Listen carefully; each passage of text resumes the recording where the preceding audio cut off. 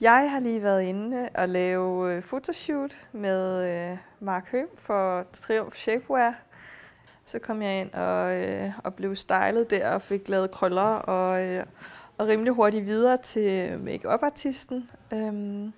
Det første med kjolen, der skulle jeg sidde ved et klaver, eller stå op ad et klaver foran et spejl. Og det passede mig ekstremt godt, fordi jeg jo spiller klaver og har gjort det siden jeg var 5. Så det var jeg vildt glad for. Det var ligesom sådan en personlig ting for mig. Der var på et tidspunkt, hvor jeg stod over ved klaveret foran spejlet, og jeg skulle kigge mig selv i spejlet.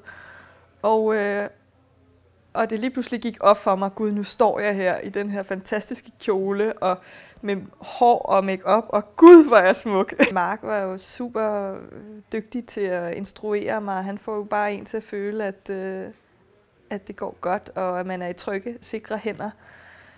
Jeg har aldrig oplevet sådan en intens opmærksomhed på mig. Altså, det var helt utroligt. Det var ligesom sådan, der kom sådan nogle stråler af positiv energi fra dem, som gjorde, at jeg havde meget svært ved at lade være med at bryde ud i latter og et kæmpestort smil. Mark han ville gerne fange den der dynamik i, at jeg skulle tage trøjen af og på. Så det fik jeg lov at gøre et par gange.